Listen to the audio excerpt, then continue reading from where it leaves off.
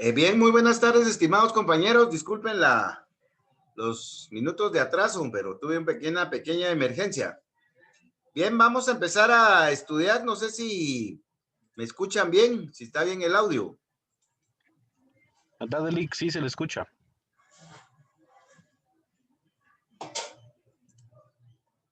Muchas gracias. Entonces vamos a empezar a estudiar. Pues hoy vamos a retomar el tema de el proceso colectivo. Y pues vamos a estudiar concretamente lo que tienen ustedes aquí en su pantalla, que es el arbitraje en materia de trabajo. El arbitraje en materia de trabajo. Bueno, lo primero que debemos de recordar es este cuadro en donde aparecen los conflictos en materia de trabajo, ¿verdad? Aquí en la parte superior. Y también aparecen los conflictos en materia de previsión social o seguridad social. En la sesión anterior vimos de que los conflictos en materia de trabajo pueden ser individuales o pueden ser colectivos. Los individuales pues ya los estudiamos con la parte conciliatoria administrativa opcional que tenemos en la Inspección General de Trabajo, el juicio ordinario que lo conoce el juez de primera instancia o en el caso de ser competente el juez de paz, para que dicte la sentencia, la apelación respectiva y la posterior ejecución, ¿verdad? Bueno, entonces eso ya lo trabajamos. Pero también vimos que se pueden dar conflictos colectivos, en donde el trabajador asociado, ya sea en sindicato, en comité ad hoc, inicia un proceso de reivindicación de sus derechos económicos o bien los jurídicos cuando ya están reconocidos. Y si se trata de sindicato, pues plantea la vía directa.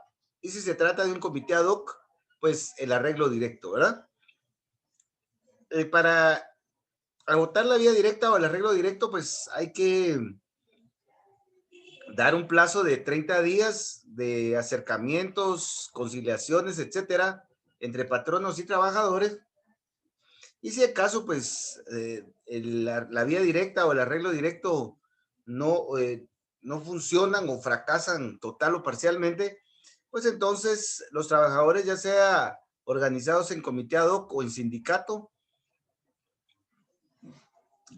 pueden plantear el conflicto colectivo, ¿verdad? Y el conflicto colectivo lo conoce el juez de primera instancia, el quien convoca al Tribunal de Conciliación para que, de acuerdo al procedimiento que analizamos, pues se pueda llegar a un acuerdo conciliatorio.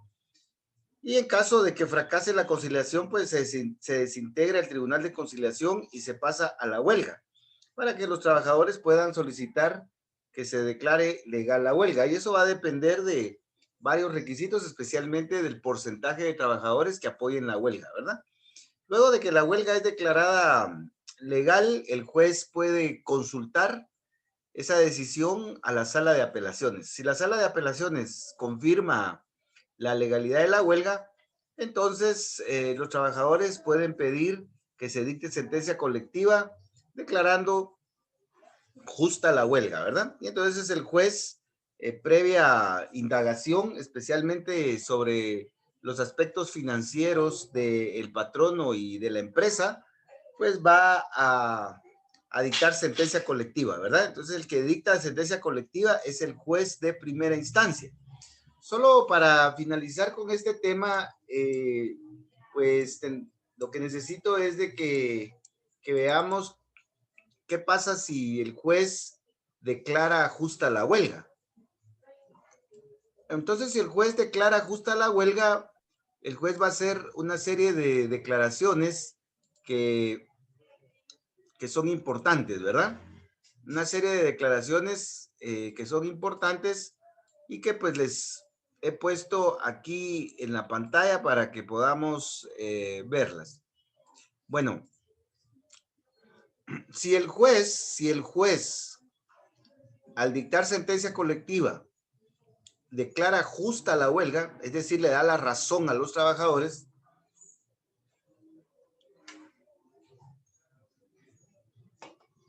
porque considera que el patrono sí tiene la capacidad económica y las condiciones para poder acceder total o parcialmente a las pretensiones de los trabajadores.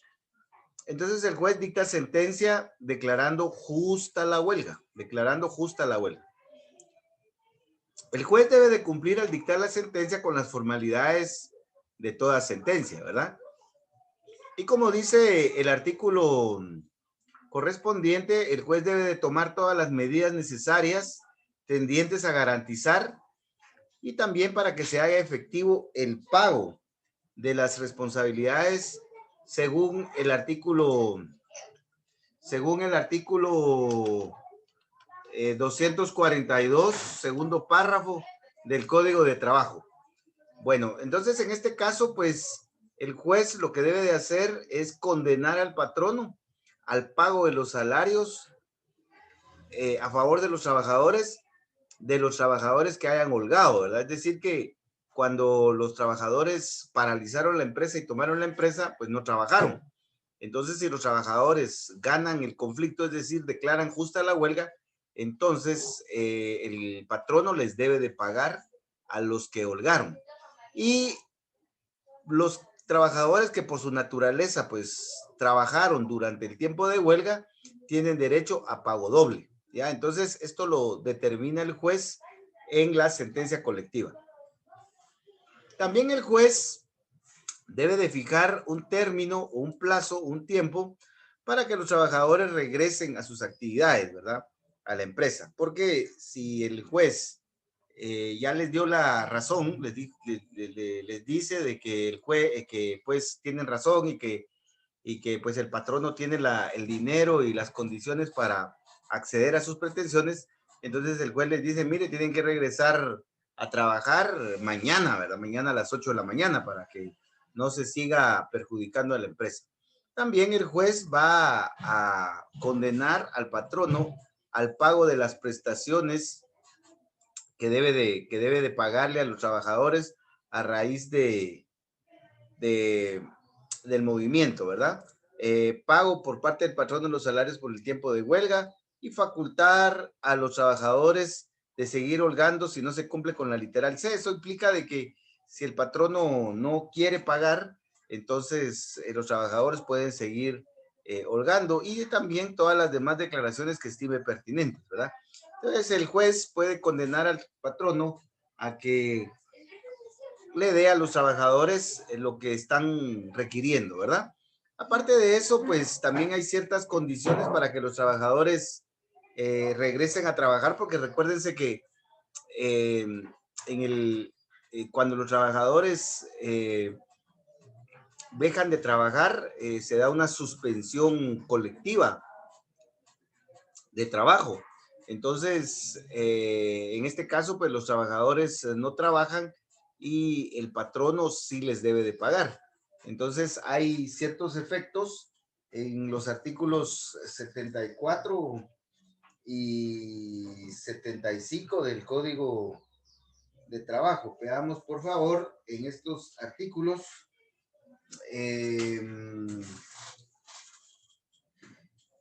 Dice, en el caso de la suspensión colectiva parcial o total, surte efecto en el caso de huelga o de paro desde el día en que una u otra se lleven a cabo. Bueno, aquí está cuando empieza a surtir efectos, ¿verdad? Ahora veamos, en el artículo 74, dice, durante la vigencia de una suspensión colectiva determinada por una huelga o paro, rigen las reglas del 240 a 247, que ya vimos. Durante la vigencia de una suspensión colectiva determinada por otras causas, pueden darse por terminados los contratos de trabajo siempre que hayan recurrido más de 3 meses desde que dicha suspensión comenzó. También tenemos el 75, dice la reanudación de los trabajos debe de ser notificada a la Inspección General del Trabajo por el patrono para el solo efecto de tener por terminados sin necesidad declaratoria expresa y sin responsabilidad de las partes los contratos de los trabajadores que no comparezcan dentro de 15 días siguientes a aquel en que dicha inspección recibió el respectivo aviso escrito. Entonces, como podemos ver, este artículo 74 y 75, pues lo que pretenden es disciplinar al trabajador de que pues debe de regresar a trabajar. O sea, no es de que comenzó la huelga y pues ahí nos miramos el año entrante, ¿verdad? Sino que después de que eh, el trabajador gana el conflicto y el juez condena al patrono al pago de las prestaciones y de los reclamos del trabajador, el juez va a fijar un tiempo para que el trabajador regrese a trabajar. Pero si el trabajador no quiere regresar a trabajar o no regresa a trabajar, entonces también se va a dar por terminado el contrato de trabajo. Bueno, entonces sí necesitaba que repasáramos esta parte de los efectos de una sentencia en la cual el juez declara justa la huelga, ¿verdad? Bueno, ahora veamos el caso de que el juez declara injusta la huelga. Entonces, si el juez declara injusta la huelga, igual pues tiene que dictar la sentencia con las formalidades que la ley establece. Y en este caso, pues el juez debe de realizar las declaraciones ya respectivas, tomando en cuenta el artículo 242, último párrafo. Los trabajadores que holgaron no tendrán derecho a salario y los que hayan trabajado no tendrán derecho a pago doble. Y aparte de eso, pues como la huelga fue declarada injusta, se considera que el patrono eh, no debe acceder a las pretensiones de los trabajadores. Es decir, que los trabajadores eh, pierden el conflicto, ¿verdad? Y por lo tanto no les van a dar nada. Pero también el juez fija un término para que los trabajadores reanuden sus labores, ¿verdad? Siempre tomando en cuenta los efectos de los artículos 74 y 75. Esto quiere decir que si el trabajador no regresa en el plazo que el juez indica, pues puede el patrono despedirlo, ¿verdad? Como lo establecen esos artículos. Entonces, por favor, lo que debemos de ver acá, tener claro, es qué decisiones puede tomar el juez y por qué, y cuáles son los efectos de esas decisiones. Si el juez considera que el patrono sí tiene la capacidad económica para acceder a las pretensiones económicas de los trabajadores, declara justa la huelga. Y estos son los efectos que el juez debe de decidir en la sentencia. Si el juez considera, de acuerdo a las pruebas que hayan en el proceso, de que el patrono no tiene la capacidad para estar accediendo a las pretensiones de los trabajadores, declara injusta la huelga. Y por lo tanto, pues decide todos los extremos en contra del trabajador que aparecen aquí en este cuadro, ¿verdad? Entonces, por favor, esas ideas sí las debemos de llevar bastante claras al examen. Bueno, entonces, aquí pues prácticamente estamos fortaleciendo un poco lo que vimos del proceso colectivo. Esa sentencia colectiva se recuerdan que es apelable. Entonces se puede presentar recurso de apelación y conoce la sala de la Corte de Apelaciones y no hay casación. Y posteriormente pues ya se pasa a la ejecución si hay incumplimiento. Bueno, ahora, ¿qué es lo que debemos de estudiar hoy? Bueno, lo que debemos de estudiar es el arbitraje. Es este procedimiento que aparece aquí arriba. Nosotros podemos observar, por favor, aquí en la pantalla. Aquí en la pantalla podemos ver el arbitraje. Entonces, el arbitraje depende de que se inicie y el desarrollo del proceso colectivo. De eso depende, ¿ya? Entonces, no puede haber un arbitraje así de forma directa, ¿verdad? Por ejemplo, que luego de agotar la vía directa, los trabajadores y patronos digan, bueno, venimos a promover un arbitraje. No, primero deben de iniciar el proceso colectivo normal y ya en el desarrollo del proceso colectivo, como lo vamos a ver más adelante, puede surgir potestativamente es decir, voluntariamente o bien obligatoriamente, la posibilidad de que se inicie un arbitraje en materia de trabajo, ¿verdad? Entonces, el arbitraje en materia colectiva de trabajo es posible de forma voluntaria o de forma obligatoria. Todo depende de lo que suceda en el proceso colectivo, ¿ya? Entonces, si de lo que sucede en el proceso colectivo se crea la posibilidad de ir voluntariamente a un arbitraje o obligatoriamente a un arbitraje, pues entonces se irá al arbitraje, ¿verdad? Entonces, ubiquemos por favor bien cómo es que surge el arbitraje en materia colectiva de trabajo. Bueno, ahora veamos los detalles respectivos en materia de arbitraje. Bueno, aquí tenemos un poco de conceptos para que podamos orientarnos lo más adecuadamente posible, ¿verdad? Bueno, el arbitraje en materia colectiva de trabajo, en materia colectiva de trabajo. Recuérdense que aquí estamos siempre basados en que el trabajador está organizado en sindicato o en comité ad hoc, ¿verdad? Y que ha iniciado un proceso colectivo de trabajo. Entonces, el arbitraje en materia colectiva de trabajo es un conjunto de etapas. Es un conjunto de etapas que lógicamente están en la ley conforme al debido proceso. Y que en el cual previo planteamiento y discusión del conflicto en materia de trabajo, las partes, es decir, los trabajadores, ya sea en sindicato, en comité ad hoc y patronos, inician el arbitraje, y el arbitraje es un proceso de conocimiento, pero el arbitraje lo deben de iniciar siempre en las oportunidades que la ley señala, ¿ya? Y estas oportunidades nos dicen que el arbitraje puede ser potestativo, es decir, que los trabajadores y los patronos pueden acordar, pues ya no seguir con el proceso colectivo e iniciar el arbitraje. Entonces ese es un acuerdo al que pueden ellos arribar, ¿verdad? Por ejemplo, el sindicato de trabajadores o el comité ad hoc de trabajadores se ponen de acuerdo con el patrono y dicen, bueno, ¿para qué vamos a esperar la sentencia colectiva? ¿Para qué vamos a ir hacia la sentencia colectiva? Mejor que decida un tribunal arbitral. Y entonces se ponen de acuerdo y entonces inician el arbitraje potestativo. Pero puede ser también que el arbitraje sea el único camino por el cual se pueda continuar con el proceso. Un caso muy claro se da cuando los trabajadores han logrado que el juez declare la huelga legal.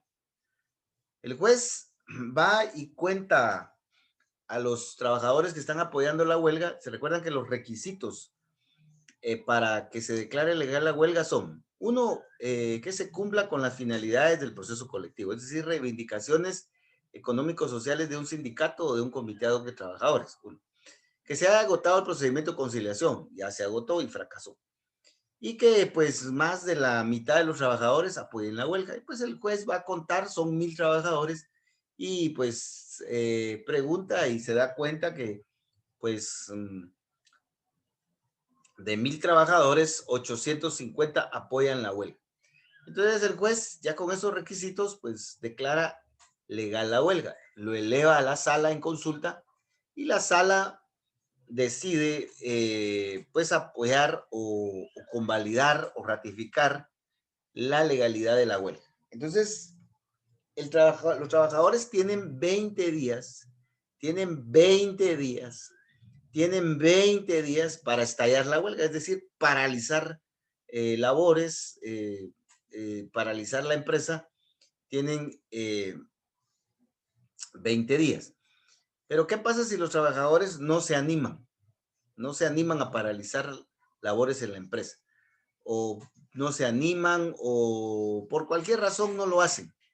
Entonces, en ese caso, la ley dice, como lo vamos a ver más adelantito, que el arbitraje se vuelve obligatorio. Es decir, que los trabajadores obligatoriamente deben de seguir su proceso de arbitraje. Ya no pueden ellos seguir con el proceso colectivo porque tuvieron 20 días para estallar la huelga y no lo hicieron. Entonces, en este caso, ellos deben de acudir al arbitraje de forma obligatoria, ¿ya? Esto es para que tengamos una idea muy clara, ¿verdad? De cuándo puede haber un arbitraje potestativo o cuándo puede haber un arbitraje obligatorio. Esto pues siempre se da dentro del marco del proceso colectivo de trabajo, ¿verdad? O sea, para que haya un arbitraje debe de existir primero un proceso colectivo, ¿verdad? Es la conditio sine qua non, es decir, es la condición obligatoria, ¿verdad? Entonces, en ese proceso de conocimiento, un tribunal arbitral conoce el conflicto y decide el conflicto. Y lo va a decidir en un laudo arbitral. Normalmente los arbitrajes terminan con un laudo. El laudo es el equivalente a la sentencia colectiva, ¿verdad? Entonces, la sentencia colectiva la dicta el juez de primera instancia. El laudo arbitral lo dicta el tribunal arbitral. Y en este laudo arbitral, pues lo mismo, ¿verdad? La, el arbitraje se declara con lugar, por ejemplo, a favor de los trabajadores, o se declara sin lugar en contra de los trabajadores. Eso va a depender de lo que decían los árbitros, ¿verdad? En este caso, pues, veamos el segundo párrafo. El arbitraje está regulado en la misma Constitución, en el Código de Trabajo, en el Código Procesal Civil y Mercantil y en la ley del organismo judicial. Entonces, todas estas leyes son las que sirven de marco jurídico para que se desarrolle el arbitraje. En el caso de trabajadores del Estado, sobre la base del Código de Trabajo, se debe de aplicar el decreto 7186. Es decir, de que para el caso de los trabajadores del Estado, como ya vimos, pues hay disposiciones especiales, ¿verdad? Las que estamos viendo ahorita son las disposiciones que se aplican a todos los trabajadores, a los trabajadores particulares.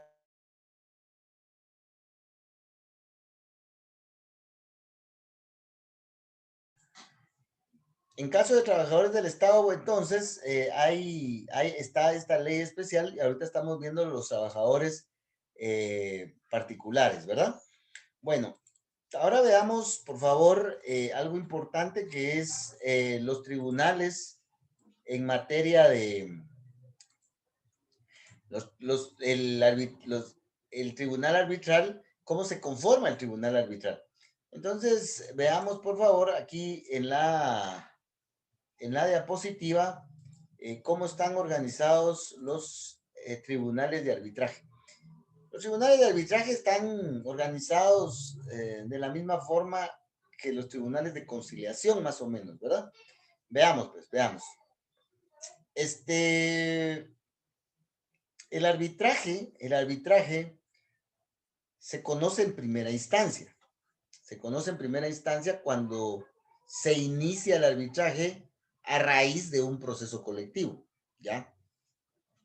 Entonces vienen el patrón y el trabajador, los trabajadores y el patrono se ponen de acuerdo y dicen, miren, mejor porque no seguimos el arbitraje, ya no sigamos con el proceso colectivo, va, echémosle pues. Entonces se van por el proceso arbitral.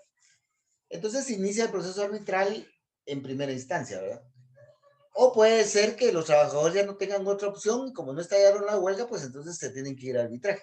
Total de que el arbitraje inicia en primera instancia. El arbitraje inicia en primera instancia ante el tribunal arbitral, ¿ya? Ante el tribunal arbitral. Ese tribunal arbitral o tribunal de arbitraje está conformado por 3 jueces y son los mismos que conformaron el tribunal de conciliación, los mismos, ¿ya? Son 3 jueces que conformaron el tribunal de conciliación, ¿ya? El juez de primera instancia, 2 representantes nombrados por la Corte Suprema, que son representantes del patrono y de los trabajadores. Entonces, el tribunal arbitral organizado de esta manera, como dice el Código de Trabajo, va a conocer del arbitraje en primera instancia. Bueno, el tribunal arbitral ya dijimos que dicta un laudo. Así como el juez de primera instancia en el proceso colectivo dicta la sentencia colectiva, el tribunal arbitral, después de que termine el procedimiento que vamos a ver enseguida, dicta un laudo y ahí decide, ¿verdad? Decide si los trabajadores tienen o no tienen la razón, total o parcialmente. En ese sentido, ese laudo es apelable. Entonces, cuando se apela el laudo arbitral, entonces inicia la segunda instancia por el recurso de apelación en contra del laudo arbitral, ¿ya? Y esa segunda instancia la conoce la sala de la Corte de Apelaciones con 3 magistrados, ¿ya? Entonces, por favor, aquí nos tenemos que ubicar de qué tribunales son los que van a conocer el arbitraje en primera instancia y el recurso de apelación en segunda instancia, ¿verdad? Bueno, entonces ya con esta organización, entonces vamos a ver ya propiamente el procedimiento, ¿verdad? El procedimiento.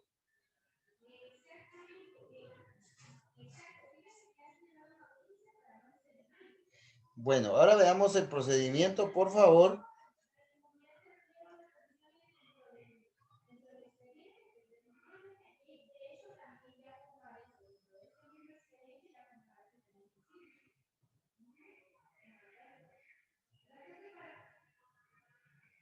Entonces veamos el procedimiento, por favor, y vamos a encontrar lo siguiente.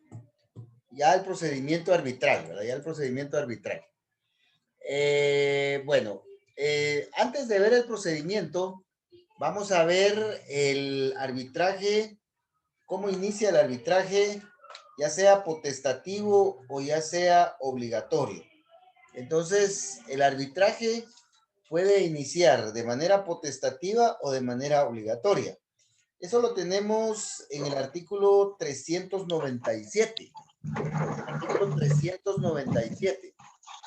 Ahí dice que el arbitraje inicia potestativamente cuando las partes así lo acuerdan, antes o inmediatamente después del trámite de la conciliación, y cuando las partes así lo convengan una vez hayan ido a la huelga o al paro calificados de legales. Entonces, prácticamente la oportunidad de que trabajadores y patronos vayan al arbitraje durante todo el proceso colectivo. Está abierto durante todo el proceso colectivo, porque dice que las partes pueden acordar antes de la conciliación o después de la conciliación, ¿ya? Antes o después.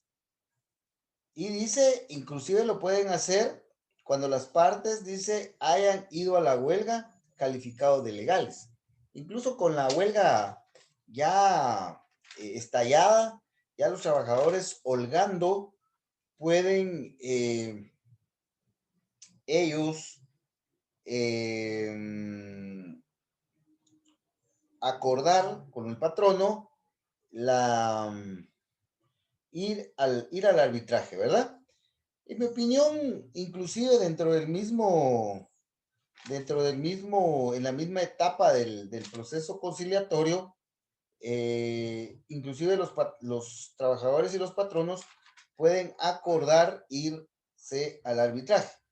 En mi opinión, no tiene por qué existir limitación que si durante el arbitraje, durante la conciliación pueden irse al arbitraje. Veamos el artículo 389. Una vez agotados los procedimientos de conciliación sin que los delegados hayan aceptado el arreglo, el convenio de someter la disputa a arbitraje, entonces el tribunal levantará un informe. Entonces, inclusive el mismo tribunal de conciliación puede proponer que vayan a un arbitraje, ¿verdad? Bueno, entonces, esas son las oportunidades que prácticamente es todo el proceso colectivo en donde los trabajadores y patronos pueden acordar ir al arbitraje. Bueno.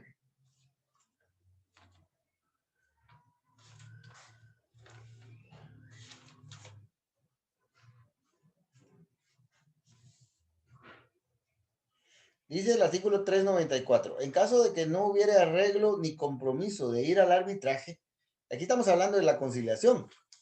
Quiere decir que inclusive durante la conciliación pueden acordar ir al arbitraje. Bueno, ahora veamos el arbitraje obligatorio. Dice, en los casos en que una vez calificada como legal la huelga, transcurra el término sin que se haya realizado.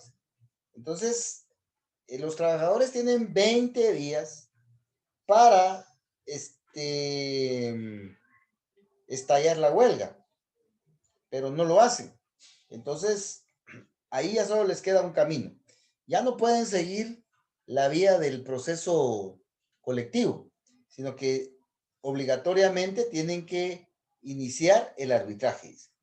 En los casos previstos en el inciso A y B del artículo 243, veamos qué dice el artículo 243.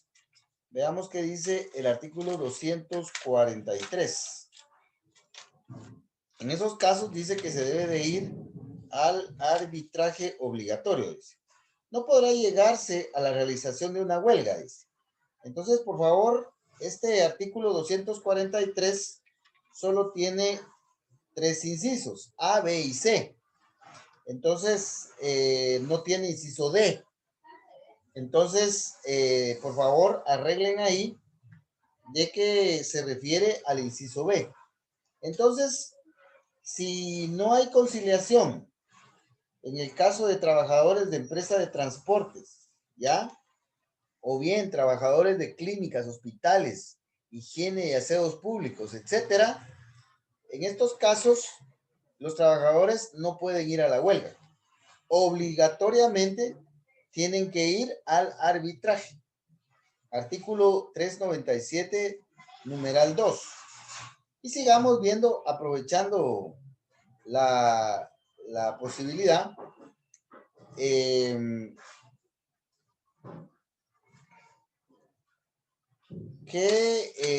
las fuerzas de seguridad no pueden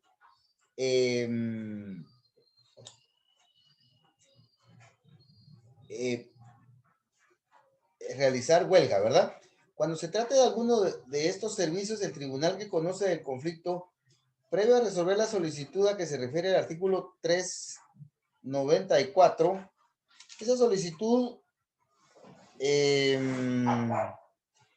la solicitud de irse a la huelga.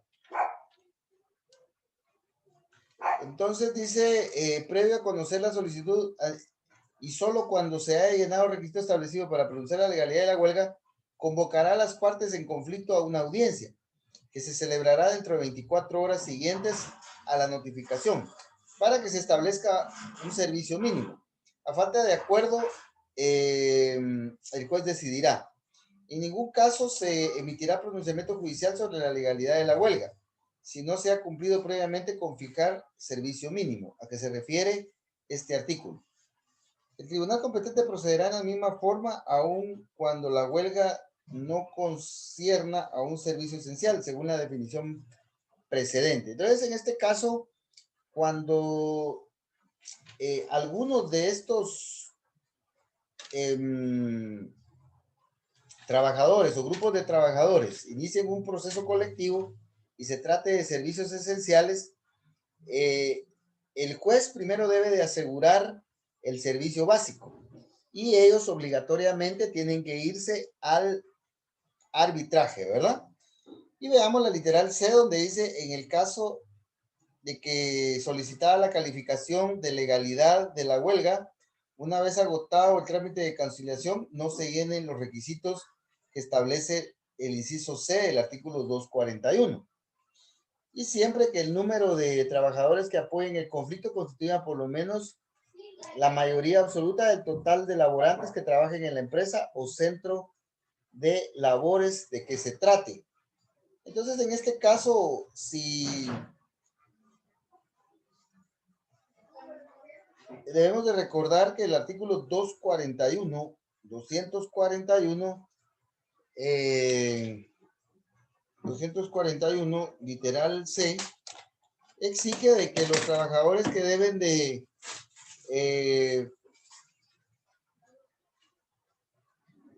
que deben de apoyar la huelga, dice constituir la mitad más uno del total de trabajadores. Entonces,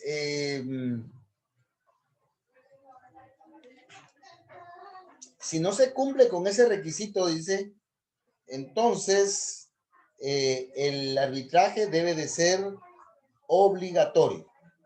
Entonces, lo importante es que veamos que el arbitraje puede iniciar de una manera potestativa o voluntaria, o bien de manera obligatoria en esos casos, ¿verdad? Bueno, entonces ya iniciado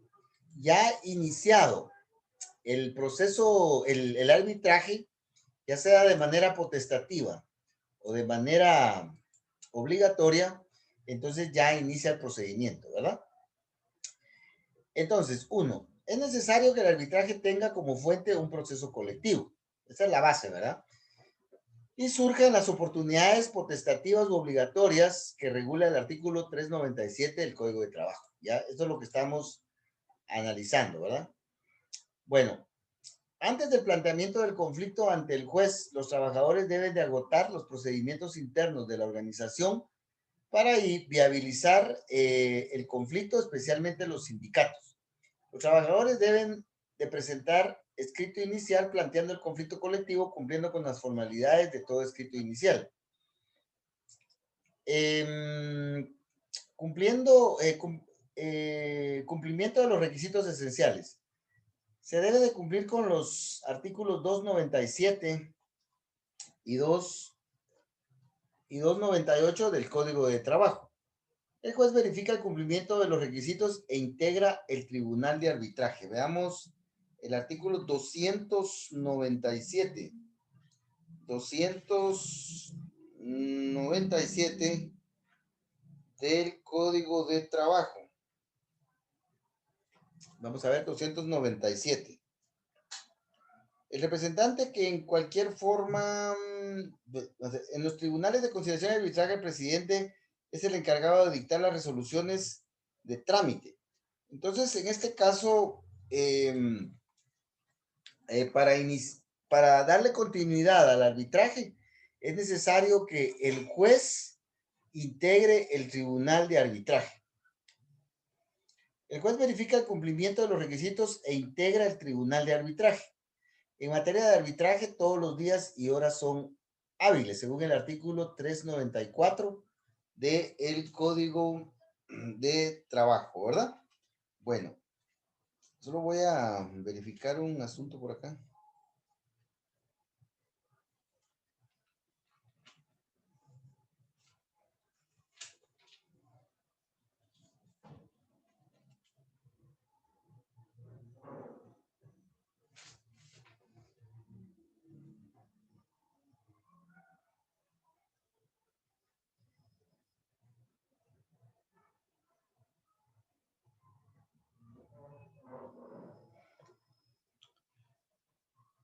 Bueno, vamos a ver entonces que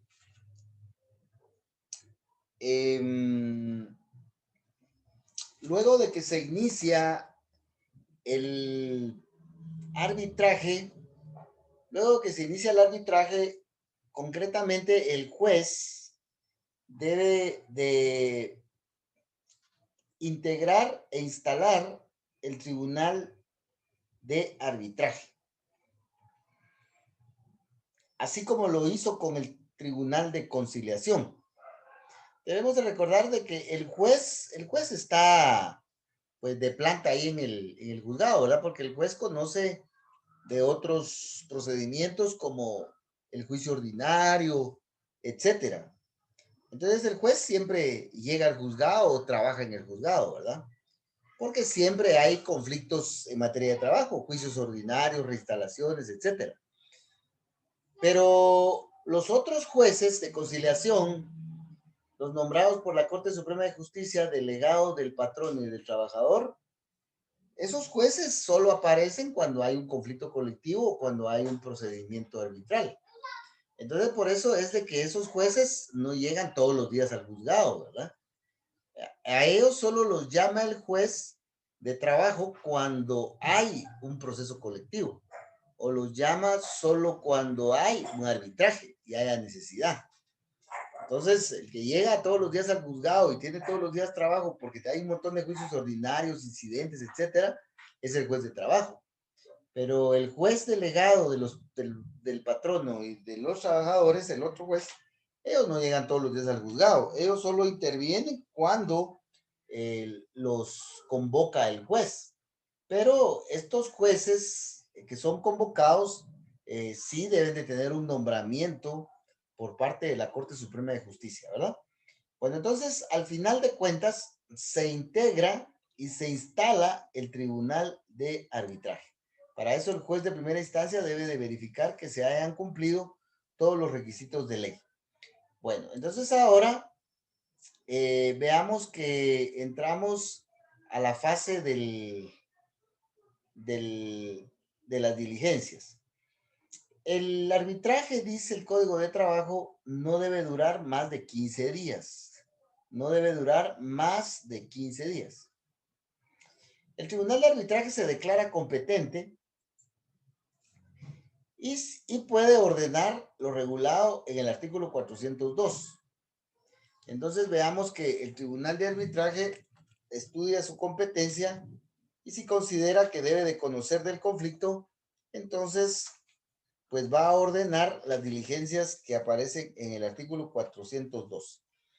Estas diligencias básicamente son para establecer la capacidad económica del patrono, para ver si el patrono tiene la capacidad financiera, económica, etcétera, para acceder a las pretensiones de los trabajadores, quienes normalmente pretenden reivindicaciones económicos sociales, o si el patrono está en las condiciones para acceder a las pretensiones de los trabajadores. Entonces veamos el 412. El tribunal arbitral, dentro del plazo previsto en el artículo anterior, oirá a los delegados de las partes, separadamente o en comparecencias conjuntas, haciendo uso de la facultad que otorga el artículo 388.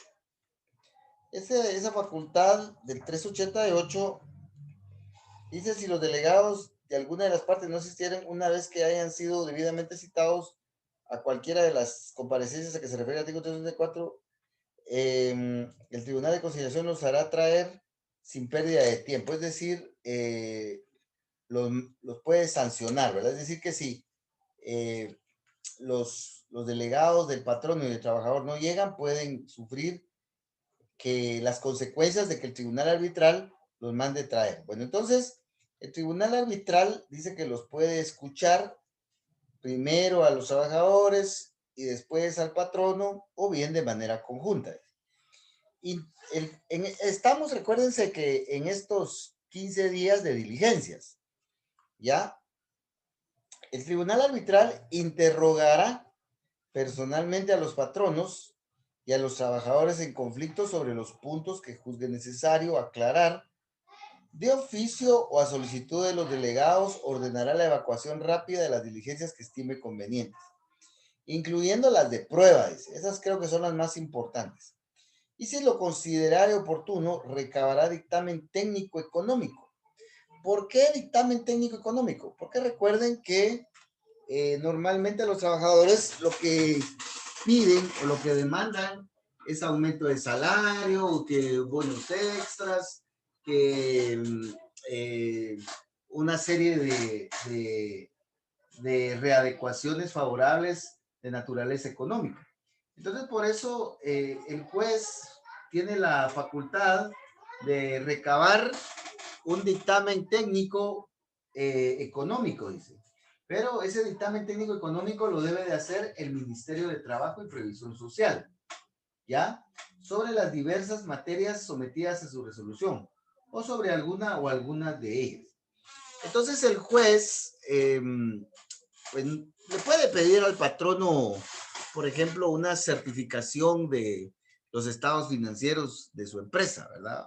O de cualquier otro dato relacionado con su capacidad económica. Pero debemos de recordar de que ahí puede existir algún tipo de interés del patrono por minimizar su capacidad económica. Entonces el juez por eso tiene la facultad de pedirle al Ministerio de Trabajo y Previsión Social de que sea el ministerio, que se supone que será objetivo, para que realice ese dictamen técnico económico, ¿verdad? Y entonces así el juez tenga mayores y mejores elementos para poder tomar una decisión adecuada. Entonces, básicamente, el juez en estos 15 días lo que debe de hacer es recabar prueba, recabar prueba, escuchar a los patronos y a los trabajadores de manera conjunta y separada para, pues, tener todo el panorama claro y poder dictar sentencias, ¿verdad? Entonces ya llega la sentencia arbitral o el laudo arbitral. Como podemos ver, el procedimiento no es muy complicado, ¿verdad? Eh, no es que también sea sencillo, pero tampoco es tan complicado. Bueno, en esta materia a veces se pierde un poco uno porque pues estos procesos son poco conocidos. Y aparte que son poco conocidos, también casi no se dan. O pues de repente un arbitraje nunca se ha dado. Entonces, esa es la primera dificultad. La segunda dificultad está en que el código se refiere mucho a otros artículos y esos artículos se refieren a otro. Entonces, todo va como de referencia en referencia. Y entonces eso va dificultando bastante la interpretación del código, ¿verdad? Bueno, entonces, una vez de que el juez ya ha realizado todas las diligencias, especialmente de naturaleza socioeconómica, ya está en la posición de dictar sentencia. Esa sentencia es la que conocemos como sentencia arbitral o laudo arbitral. El artículo 401, 405, 406, segundo párrafo, y artículo 408 le llama a esta sentencia arbitral, le llama fallo arbitral, le llama laudo arbitral, ¿ya? O sea que le da todos esos nombres. El punto concreto es que el tribunal arbitral debe de dictar esta sentencia, esta resolución, decidiendo en definitiva el planteamiento de los trabajadores. Recuérdense, en procedimiento arbitral.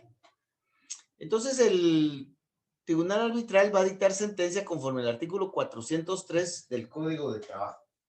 Veamos qué es lo que dice el 403. Primeramente, encontramos un tema de valoración de la prueba. Un tema de valoración de la prueba. Entonces, aquí se utiliza un sistema de valoración diferente al que estamos nosotros acostumbrados en el juicio ordinario. Entonces tenemos, en primer lugar, que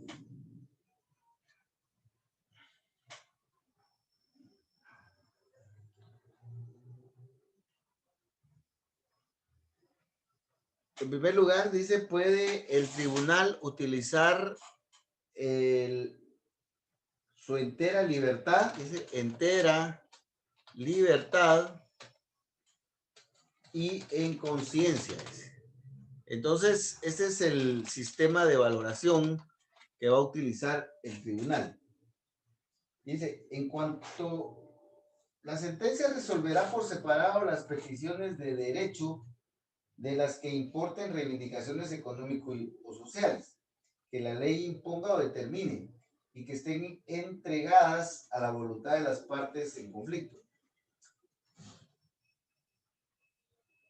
En cuanto a estas últimas, puede el Tribunal de Arbitraje resolver, esto se refiere a las cuestiones socioeconómicas, resolver con entera libertad y en conciencia, negando o accediendo total o parcialmente a lo pedido y aún concediendo cosas distintas de las solicitadas. Entonces, bueno, vamos a ordenarlo mejor por acá.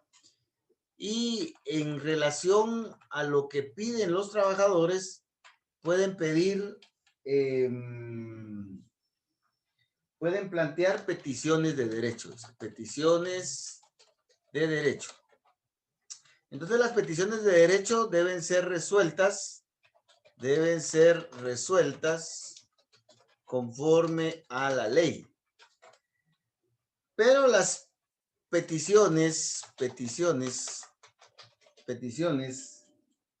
¿cómo le llama acá? Que implican reivindicaciones económicas o sociales, como aumento de salario, otros bonos, etcétera. En este caso, dice, el tribunal puede resolver, dice, con entera libertad y en conciencia, negando o accediendo total o parcialmente a lo pedido o aún concediendo cosas distintas. Aún concediendo cosas distintas a las solicitadas. Entonces, de esta manera, el tribunal el tribunal arbitral va a resolver. O sea que aquí tenemos una división de las peticiones. Tenemos las peticiones de derecho y tenemos las peticiones económico-sociales. Entonces, las peticiones de derecho se resuelven conforme a derecho, ¿verdad? Y las peticiones económico-sociales dice que se van a resolver con entera libertad y en conciencia. Entonces, a mí me parece que el tribunal pues debe de aplicar este sistema de valoración.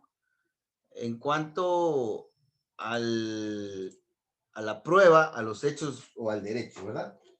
Veamos en el segundo párrafo, dice, corresponde preferentemente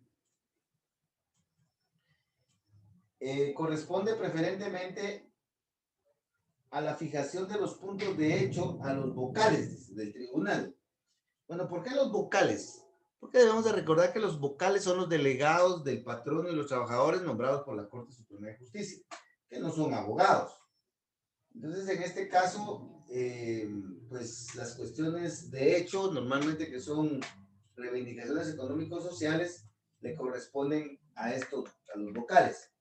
Y la declaratoria del derecho le corresponde al juez de trabajo. Pero si aquellos no lograren ponerse de acuerdo, decidirá la discordia el presidente del tribunal. Se dejará especial constancia y por separado en el fallo de cuáles han sido las causas principales que han dado origen al conflicto, de las recomendaciones que el tribunal hace para subsanarlas y evitar controversias, las omisiones, etc. Veamos el artículo 412. El artículo 412 dice: los tribunales de conciliación y arbitraje apreciarán el resultado y el valor de las pruebas según su leal saber y entender, sin sujetarse a las reglas del derecho común. Entonces, aquí el tribunal arbitral va a utilizar un sistema de valoración. Valoración de la prueba.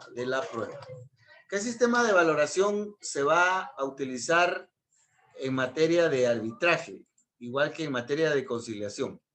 Dice que se va a utilizar el sistema de leal saber y entender. Leal saber y entender. Leal saber y entender. Entonces, por favor, recordemos que para el juicio ordinario, el juez, quien está solito ahí en el juicio ordinario, va a valorar la prueba, como lo dice el artículo 361. La prueba se apreciará en conciencia, pero al analizarla, el juez obligatoriamente consignará los principios de equidad y de justicia, excepto aquellas pruebas que la ley le asigna un valor, como por ejemplo los documentos públicos o auténticos y la confesión judicial, ¿verdad? Que esos van por las reglas del sistema legal o tasado. Entonces, por favor, para el juicio ordinario, el sistema de valoración o el método de valoración es es el método de apreciación en conciencia, pero siempre basado en principios de equidad y justicia. Es para valoración de la prueba en juicio ordinario. Valoración de la prueba en materia de arbitraje es de acuerdo al leal saber y entender de los jueces, ¿verdad? Entonces, por favor, ahí tenemos dos sistemas de valoración que son diferentes y ahí hay que diferenciarlos, ¿verdad? Entonces, solo permítanme.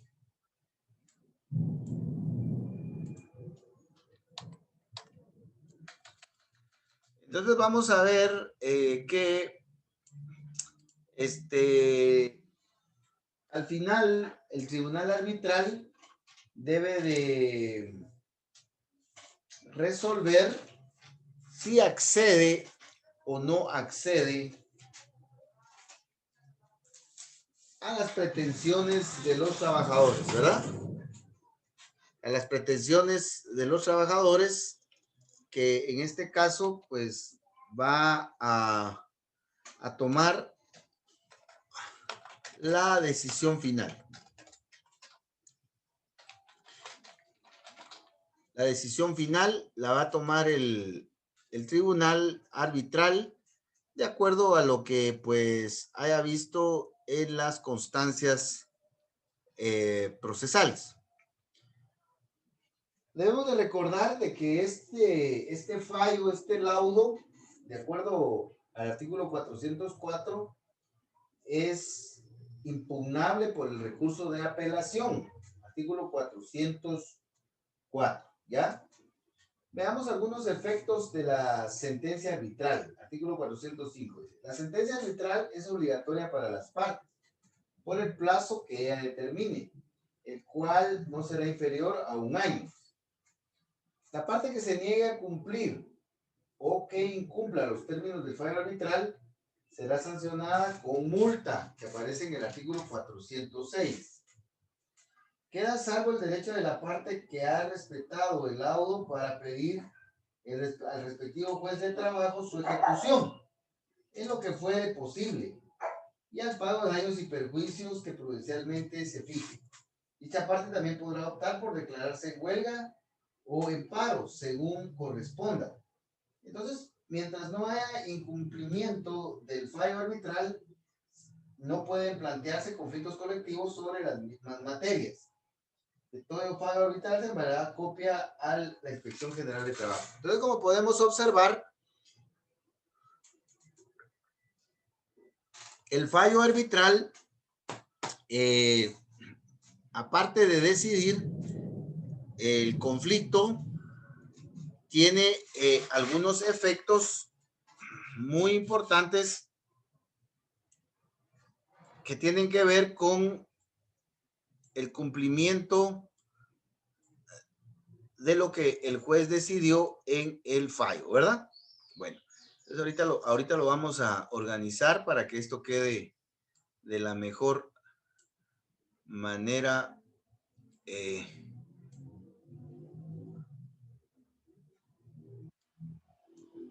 posible. Bueno, entonces, luego de la notificación, ahí está la decisión final, ¿verdad? Entonces, ahora veamos los efectos. Veamos aquí los efectos. 3 efectos. ¿Qué efectos tiene? Veamos el artículo 405. Dice, la sentencia arbitral es obligatoria para las partes por el plazo que ella determine, el cual no será inferior a 1 año. Entonces, aquí el efecto sería, para resumir efectos, ¿verdad? Vamos a poner artículos, disculpen, vamos a ver aquí, artículos 406 y 408. 406 al 408 del Código de Trabajo, ¿verdad? Bueno, entonces el primer efecto es que el fallo es obligatorio, ¿verdad? Obligatorio para las partes en no menos de 1 año, ¿verdad? Bueno, entonces el patrono debe de prepararse para cumplir ese fallo, ¿verdad? Bueno, ahora veamos otro efecto. La parte que se niegue a cumplir o que incumpla los términos de una orden arbitral será multada. Bueno, entonces 3.2, la parte que incumpla el fallo será multada. Será multada. Ahí aparecen los términos de la multa, ¿verdad? Bueno, ahora veamos el tercer efecto. Dice, queda salvo el derecho de la parte que ha respetado el laudo para pedir al juez de trabajo su ejecución, en lo que fuere posible, y el pago de los daños y perjuicios. La parte que ha cumplido el fallo puede pedir la ejecución del mismo y daños y perjuicios. Juicios al juez de trabajo. Ese juez de trabajo es el juez de primera instancia, ¿verdad? Es el juez de primera instancia. Perjuicios. Bueno. Dice, dicha parte también puede optar por declararse en huelga o en paro, dice, según corresponda, sin acudir al proceso de conciliación o arbitraje, siempre que lo haga únicamente por el incumplimiento de la resolución del fallo. Entonces, aquí tenemos que la parte que ha cumplido, que la otra parte obviamente es incumplidora, que ha cumplido el fallo, dice, bueno, A puede pedir la ejecución del mismo y daños y perjuicios al juez de trabajo, o bien puede declararse en huelga, dice, declararse en huelga sin agotar la conciliación o arbitraje. Entonces aquí sí es uno de los casos en donde no hay necesidad de agotar el procedimiento de conciliación o arbitraje. Bueno, y finalmente tenemos otro efecto, 3.4, que es, mientras no haya incumplimiento del fallo, no se puede plantear conflictos colectivos sobre las mismas materias. Si el fallo se está cumpliendo, no se pueden plantear conflictos colectivos sobre la misma materia, Y el otro efecto es el 3.5, que implica que del fallo se enviará copia autorizada a la Inspección General de Trabajo. Entonces, por favor, veamos los efectos que tiene el laudo arbitral. El laudo arbitral para el caso de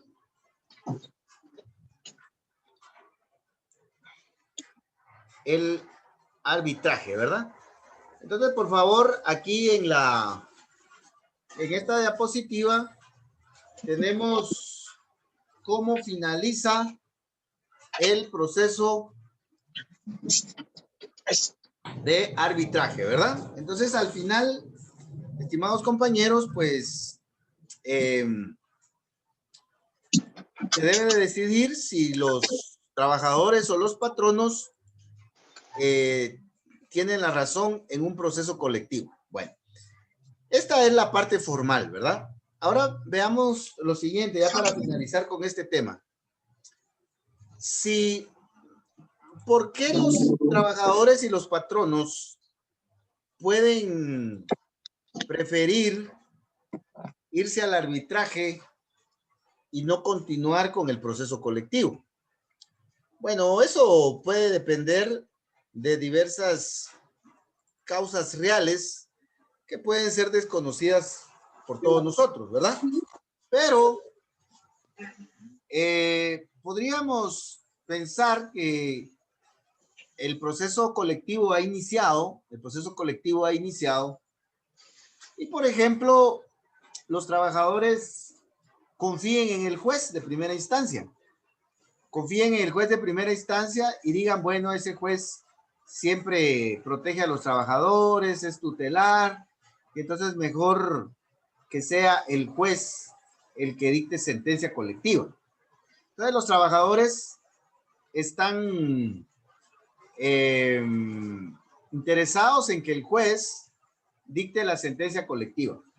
Porque él dice, bueno, si el juez dicta la sentencia colectiva, pues nos va a favorecer.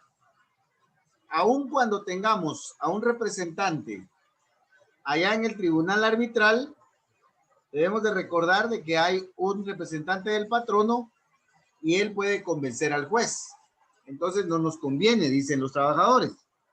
Entonces, los trabajadores pueden estratégicamente interesarse porque sea el juez el que dicte la sentencia colectiva. En este caso, pues, los trabajadores van a insistir en que se continúe y se agote el proceso colectivo para que el juez decida. Y obviamente los patronos pueden insistir para que mejor se realice un procedimiento de arbitraje, ¿verdad? Bueno, esto visto desde la perspectiva de que se puede favorecer al trabajador. Ahora, ¿qué pasaría? Este es otro caso.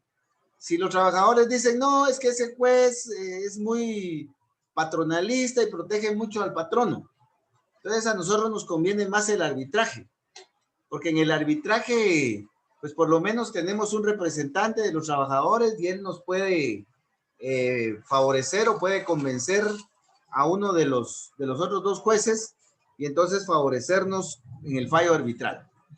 Entonces los trabajadores van a optar por un arbitraje. Entonces ellos dicen, bueno, ya nos declararon legal la huelga, entonces ahora pues no estallemos la huelga en 20 días. No la estallemos y así obligatoriamente nos vamos al arbitraje. Y entonces ellos logran ir al arbitraje, ¿verdad? Obviamente en este segundo caso, el patrono va a poder estratégicamente promover lo contrario, es decir, que mejor sea el juez el que dicte sentencia porque él lo puede favorecer. O sea, en litigación hay que tomar en cuenta muchos aspectos reales y uno de esos aspectos es precisamente la formación del juez, la orientación del juez hacia, pues, cómo interpreta la ley, ¿verdad? Entonces, de esta manera, pues se podría analizar por qué elegir irse al arbitraje y no seguir con el proceso colectivo, ¿ya? Entonces, esto solo se los traigo a colación para que puedan ustedes analizarlo y puedan alimentar estas ideas, ¿verdad? Bueno, entonces, estimados compañeros, con esto hemos finalizado el proceso colectivo de trabajo. Ahora solo me queda en este cuadro, por favor, analizar los conflictos en materia de previsión social. Aún cuando ya lo hemos hecho, pues siempre es bueno darle una repasadita, ¿verdad? Ya que tenemos algunos minutos todavía. Está viendo granizo. Vamos a ver, puede ser de que haya una comunicación con el audio porque ya empezó a llover aquí en el centro. No sé cómo estará en los lugares en donde ustedes están en su casa, pero aquí sí se aproxima una lluvia mera fuerte, ¿verdad? Pero está empezando, pero vamos a seguir avanzando hasta donde podamos, ¿verdad? Bueno, entonces veamos que estos conflictos que vimos son conflictos en materia de trabajo, ¿verdad? Ahora, por favor, veamos los conflictos en materia de previsión social. La materia de trabajo y la materia de previsión social no son sinónimos, ni son iguales, pero sí son muy afines, ¿ya? Lo ideal sería que el trabajo se analizara o se estudiara o se administrara por una parte y la previsión social por otra. Sin embargo, en Guatemala, pues estamos acostumbrados a trabajar estos temas juntos y pareciera ser que la previsión social como que es un apéndice irremediable del trabajo y no es así, ¿verdad? De esa cuenta es que nosotros tenemos, por ejemplo, al Ministerio de Trabajo y Previsión Social, ¿verdad? Y así, pues vamos encontrando una serie de ejemplos. Bueno, ahora a lo que me quiero referir concretamente es que la materia de previsión social o seguridad social es diferente. Por ejemplo, en el Ministerio de Trabajo y Previsión Social hay un viceministerio especializado para este tema.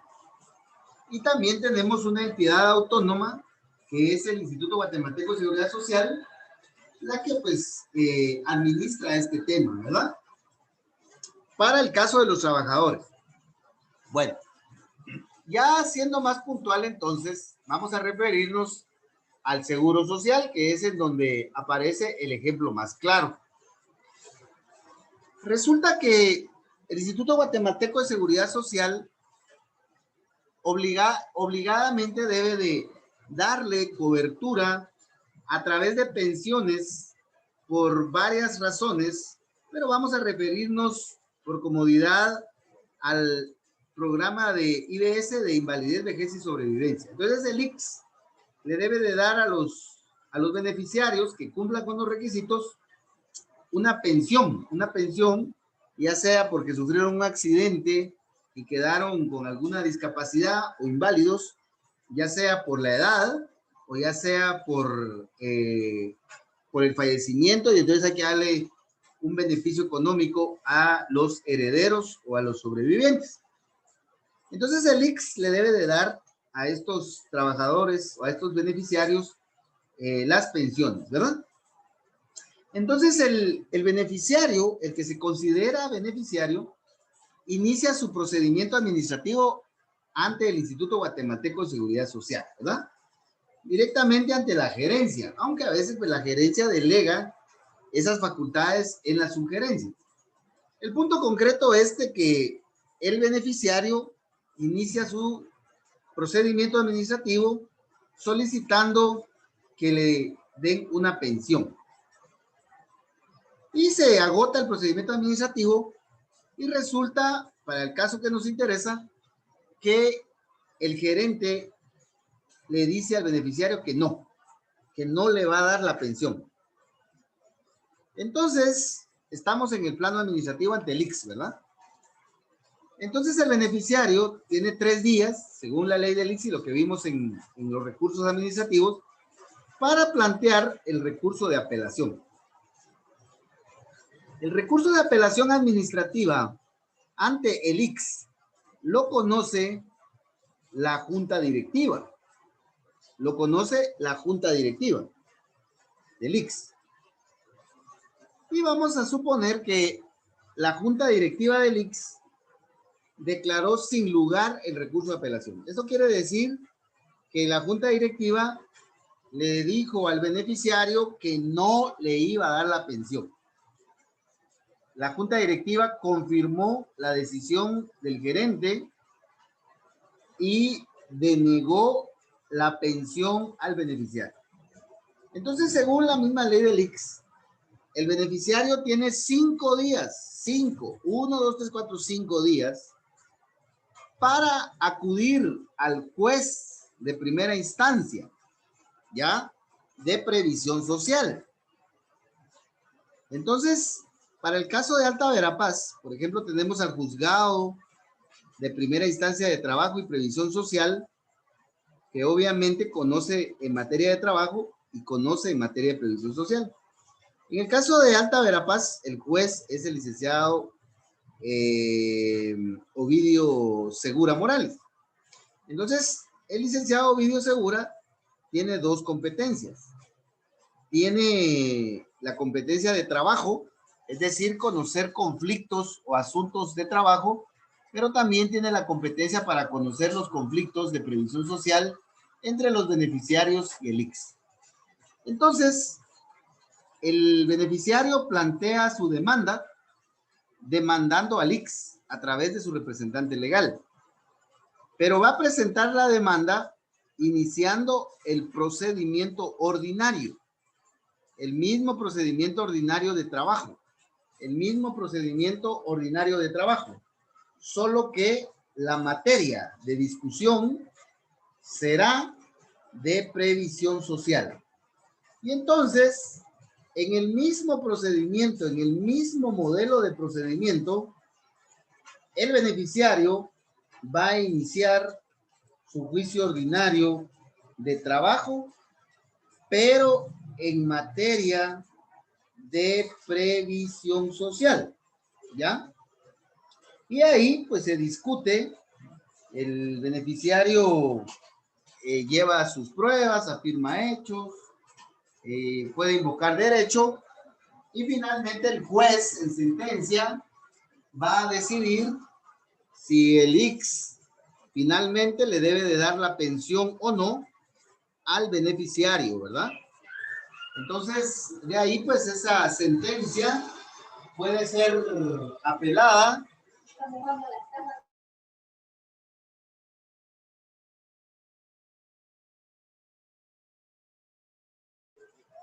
Entonces, veamos, por favor, que esa sentencia puede ser apelada en los términos normales y conocerá la sala de la Corte de Apelaciones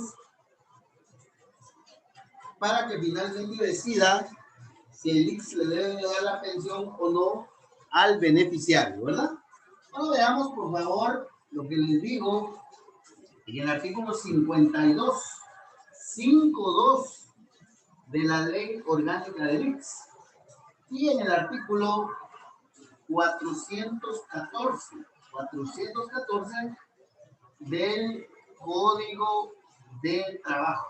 Entonces ahí dice, si requerido el ICS para el pago de un beneficio se niega formalmente y en definitiva, debe demandarse al ICS por el procedimiento establecido en el juicio ordinario de trabajo, previsto en este código.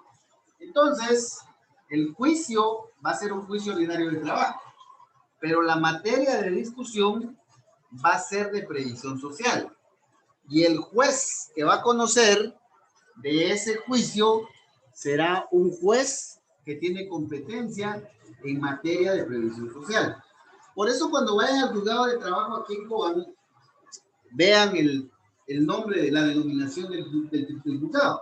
Ahí dice juzgado de trabajo y Previsión Social de Alta Verapaz, porque el juez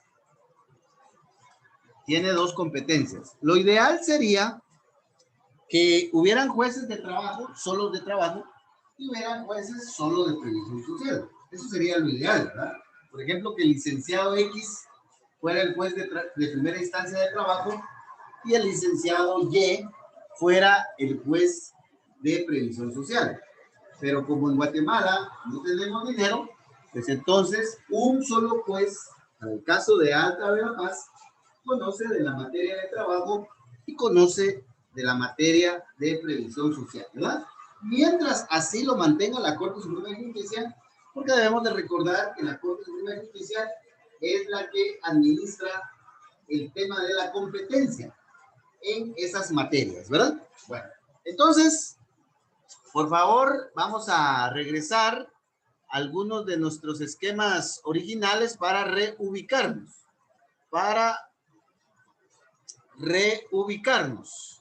Y entonces, por favor, veamos, ya vamos a finalizar. Veamos, por favor, en dónde estamos ahorita, ¿verdad? ¿En dónde estamos ahorita? Bueno, vamos a regresar a nuestro esquema original. Vamos a ver en dónde lo tenemos. Aquí en el contrato individual.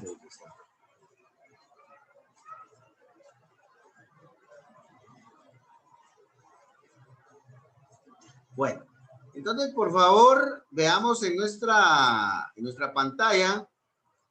Veamos en nuestra pantalla. Y aquí tenemos, se recuerdan que hace más de 5 meses, pues iniciamos con este esquema.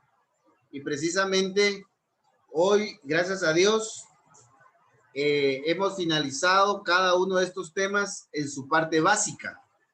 Pero entre más estudien ustedes el Código de Trabajo, entre más lean la doctrina y la jurisprudencia, pues cada vez más van a ir comprendiendo y van a ir conociendo estos temas, ¿verdad? Pero lo que hemos repasado, pues ha sido lo básico, ha sido lo elemental, ha sido pues una guía para que usted pueda llevar un estudio individual y en grupo, ¿verdad?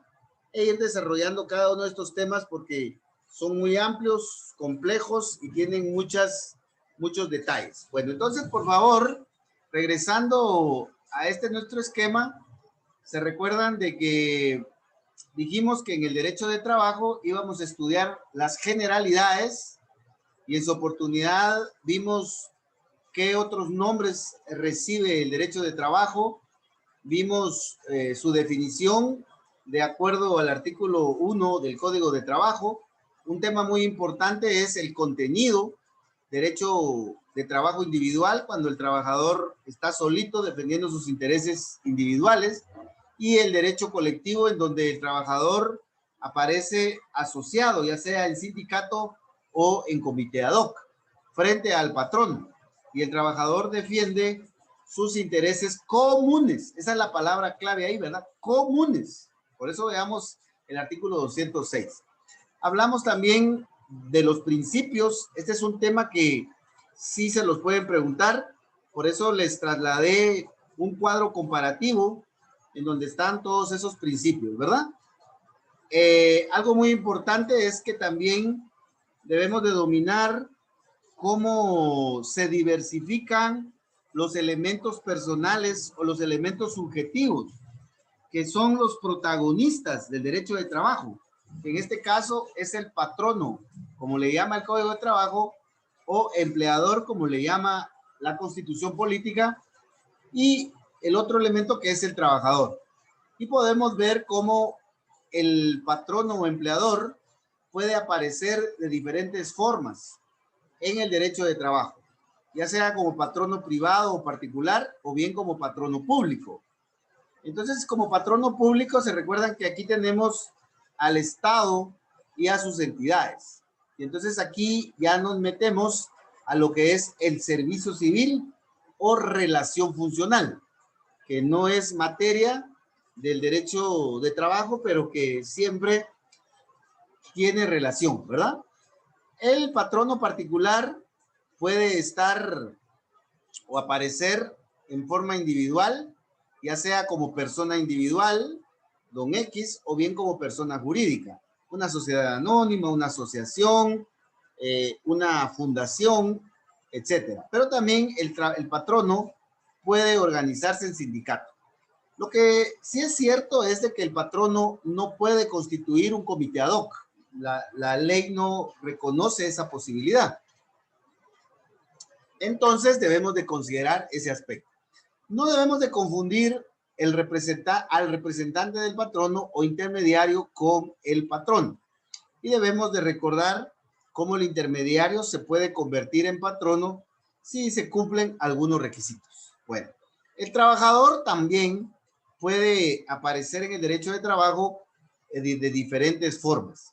Por ejemplo, puede aparecer un trabajador particular o privado, que es el que se refiere el Código de Trabajo, y el trabajador público, que aquí ya nos metemos al tema del servicio civil o relación funcional, ¿verdad?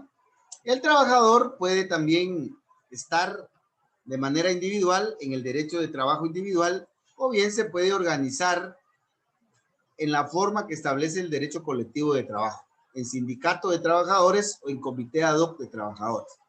Bueno, un tema que seguramente les van a preguntar es el del contrato de trabajo. El contrato de trabajo puede ser individual, esto seguramente se los preguntarán, y el contrato colectivo.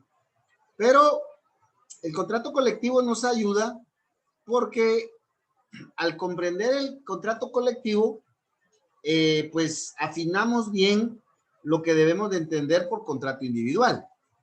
Pero también el contrato colectivo se parece a otros instrumentos como los pactos colectivos, como los arreglos colectivos, los reglamentos, o sea, se parece. Entonces también nos sirve para diferenciar estas otras figuras del contrato colectivo. El contrato individual tiene muchos aspectos que nosotros podemos estudiar, que aparecen en este cuadro. Cómo inicia el contrato individual, cómo se desarrolla el contrato individual con el cumplimiento de las obligaciones tanto del patrono como del trabajador, cómo puede suspenderse esa relación de trabajo y cómo puede finalizar el contrato individual de trabajo. Y hay muchos fenómenos que aparecen rodeando este tema. Aparecen también todos los regímenes especiales y también algunos temas importantes como el salario, la jornada, los descansos y la higiene y la seguridad en el trabajo, ¿verdad? Entonces, el contrato individual, miren, 100% seguro que se los van a preguntar en el examen. Así que, por favor, hay que repasar bastante el contrato individual de trabajo. Por otro lado, el contrato individual de trabajo, pues es el que les va a servir en su ejercicio profesional. Bueno, salimos del contrato de trabajo en su forma individual y colectiva, ¿verdad? Y otros instrumentos que debemos de diferenciar. Hay algunos otros temas como la prescripción, que me parece que es el tema más importante que también estudiamos para establecer cuáles son los tiempos en los cuales podemos ejercer ciertos derechos. Y también entramos a ver la organización institucional del Estado para administrar el tema de trabajo. Entonces, el Estado administra, así como administra el tema salud, por ejemplo, el Estado de Guatemala está administrando el tema salud a raíz del COVID, ¿verdad? Entonces, igual, el Estado de Guatemala administra el tema de trabajo porque es algo muy importante para la vida de la población. Pero también el Estado administra el tema de la seguridad o de la previsión social. La materia de trabajo, el Estado la administra desde la administración pública con el Ministerio de Trabajo y Previsión Social. Y desde la jurisdicción, es decir, desde los procesos en los cuales se resuelven conflictos a través de los tribunales de trabajo, ¿verdad? Entonces, aquí tenemos ese pequeño cuadrito y hay también diagramas ampliados en donde usted puede ir recordando esto, ¿verdad? En materia de seguridad social, también tenemos que el Estado se organiza con el mismo Ministerio de Trabajo y Previsión Social, porque ahí hay un viceministerio y aquí aparece el famosísimo IX, ¿verdad? Porque el IX también forma parte del Estado, pero esto es eminentemente administrativo. Cuando aparecen los problemas, como ya lo vimos, entonces el Estado interviene jurisdiccionalmente a través de los juzgados de primera instancia de previsión social en juicio ordinario de trabajo y en segunda instancia o en alzada el juez Adkem, como dice la honorable corte, las salas de la Corte de Apelaciones, ¿verdad? Bueno, entonces esta es la organización institucional, ¿ya? ¿Cómo es que están organizadas las instituciones y por qué? Ahora, en cuanto a los procedimientos, siempre tenemos procedimientos administrativos, ¿verdad? En materia de trabajo, por ejemplo, está el procedimiento para la formación de un sindicato o está el procedimiento originario para solicitar autorización para que trabajadores guatemaltecos vayan a trabajar al extranjero, etcétera. Y si en caso, pues, los órganos administrativos de trabajo nos declaran sin lugar la petición, pues podemos presentar el recurso revocatoria o de reposición de acuerdo al Código de Trabajo, ¿verdad? Bueno, estos procedimientos originarios o administrativos pueden generar procesos judiciales o bien también recursos judiciales. Un ejemplo muy claro es el nuevo procedimiento administrativo disciplinario de trabajo que estudiamos, ¿verdad? En donde llega el inspector a la empresa, llega a realizar la inspección correspondiente y establece que el patrón no está cumpliendo. Entonces, le deja una serie de recomendaciones, regresa en un mes y resulta que el patrón no ha cumplido. Entonces el inspector pues eleva el expediente con el delegado de la Inspección General de Trabajo y el delegado de la inspección sanciona al patrono, ¿verdad? Sanciona al patrono y lo obliga a que pague el aguinaldo si todavía no lo ha pagado. El patrono tiene derecho al recurso revocatoria, resuelve el ministro, y si el ministro dice no, el patrono puede iniciar, recuérdense, el proceso contencioso administrativo de trabajo o laboral. Y luego de que se dicta sentencia en ese contencioso administrativo laboral, procede el recurso de apelación. Entonces, como podemos ver, pues un procedimiento administrativo puede finalizar en procesos judiciales, ¿verdad? Esto es en materia de trabajo. Lo mismo pasa en materia de seguridad social. Como ya vimos el caso del IX, ¿verdad? Cómo es que inicia ante el gerente, finaliza el recurso de apelación administrativa ante la junta directiva y finalmente se promueve un juicio ordinario de trabajo en materia de previsión social y cuya sentencia puede ser apelada y conoce la sala de apelaciones en materia de previsión social. Entonces, lo administrativo, ya sea en el IX o en el Ministerio de Trabajo, en materia de trabajo, pues también puede ocurrir procedimientos administrativos y procedimientos judiciales, ¿verdad?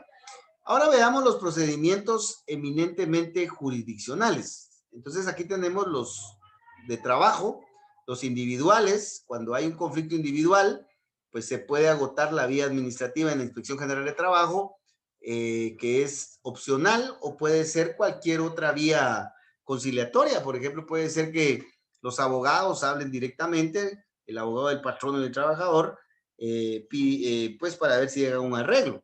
O puede ser que vayan a la Inspección General de Trabajo y la inspección se realice el procedimiento de conciliación. O también hay un centro de mediación y conciliación del organismo judicial en donde también se pueden plantear este tipo de asuntos para ver si se logran conciliar, ¿verdad? Bueno, aparte de eso, es la vía administrativa o la vía conciliatoria no es obligatoria, ¿verdad? El trabajador puede plantear su demanda en juicio ordinario, de ahí el recurso de apelación y la ejecución que ya vimos. Y de ahí tenemos que hay algunos incidentes que se pueden promover directamente por algunos asuntos que la ley autoriza que se puedan conocer en incidentes, como lo vimos en su oportunidad, el caso de las reinstalaciones, por ejemplo, ¿verdad? Las reinstalaciones, cuando se deben de plantear incidentes u otros procedimientos que también la ley permite, como también el caso de las reinstalaciones que deben de ser inmediatas, ¿verdad? Incidentes u otros procedimientos, ¿verdad? U otros, vamos a poner aquí, otros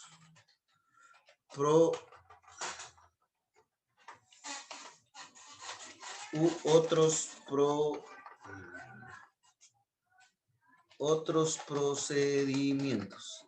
Entonces, aparte del juicio ordinario, también se pueden promover incidentes u otros procedimientos ante el juez.